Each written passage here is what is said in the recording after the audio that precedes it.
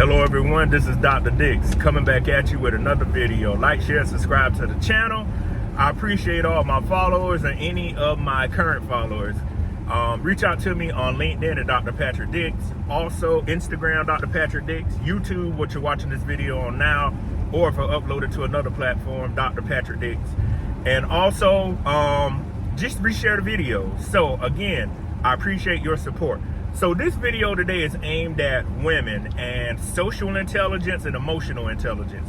There are numerous articles online about how artificial intelligence cannot mimic social intelligence and emotional intelligence.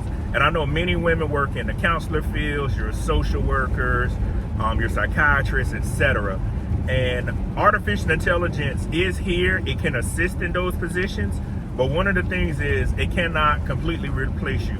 It can assist you, as I just stated, in some of your jobs, but it cannot mimic the human brain and giving someone counseling, as we would call it, or therapy. So what I want you to remember is those types of jobs and the mental health crisis we're going through right now is going to continue to get worse.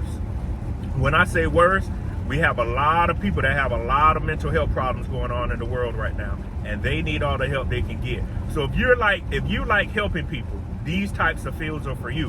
But caution, I want you to remember, if you're somebody and you want to help somebody because you don't want them to end up like you, that's not the best person to be in the role unless you're trained. Again, what I'm saying is, unless you've been to therapy, you've had counseling about some of the things you went through, or you've done extensive research and have been able to overcome some of those boundaries, do not go counsel people when you need help yourself.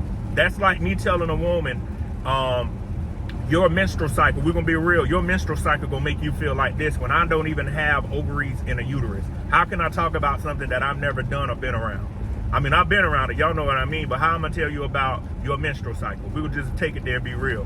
So be honest with yourself. How can you give people therapy and counseling when you have issues yourself? If you're going to go into that field, you get the education, you get the training, but you also make sure if you grew up a particular way or you have things that are happening to you, that you get them fixed, because we cannot continue to keep producing people that have issues when other people that have issues are helping them. If y'all understand what I'm saying about that, write it in the comments, because I see that happen a lot. So I'm going to go back to the emotional and social intelligence. Those fields cannot be replaced by artificial intelligence. It can help people out. If you want to be in the mental health field, that field is going to need all the help that it can get. Psychiatrists, you know, your Psych D. There are certain psychiatrists that actually go get an MD in it. If you want to go that route, do it. But get the proper training so we can stop the mental health crisis and give people the adequate help they need so they can get better and get the medicines, etc., and the therapy.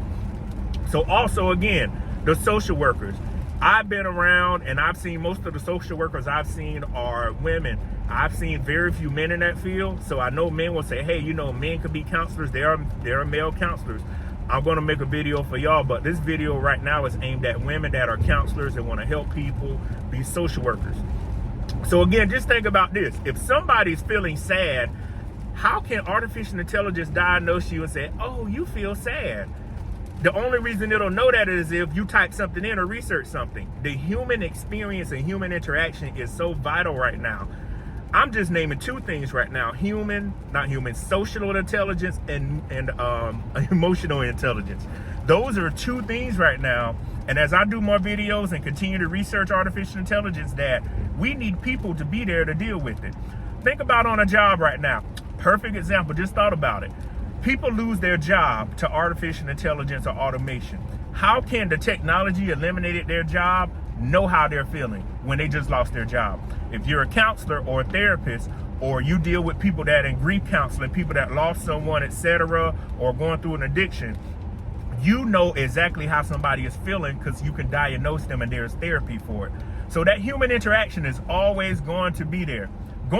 Sorry, y'all, the country accent, going to be there. So what I want you to remember is always think about roles and things that artificial intelligence cannot do, because artificial intelligence is going to replace jobs, but when it comes down to the human interaction, making people feel a certain way, making people feel great, it is hard to mimic that.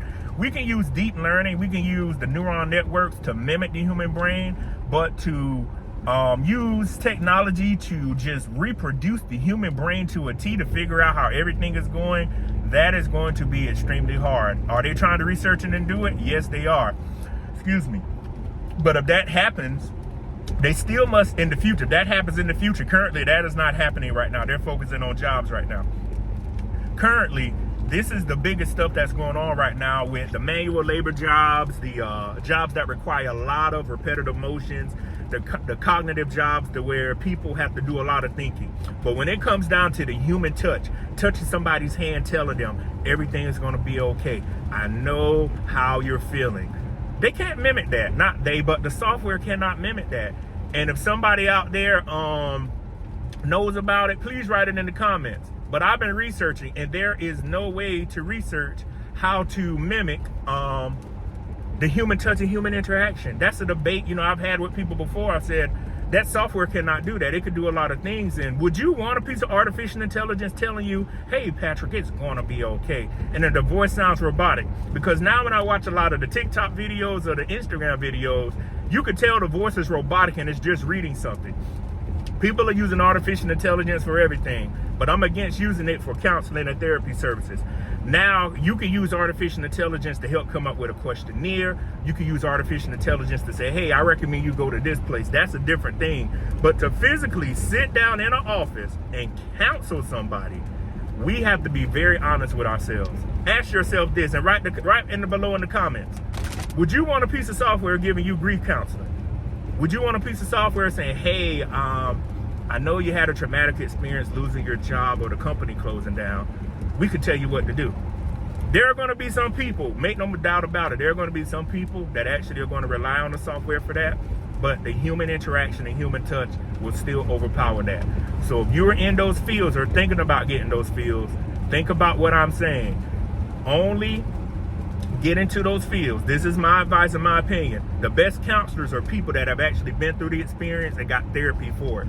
Again, we can't have people leading people that need help.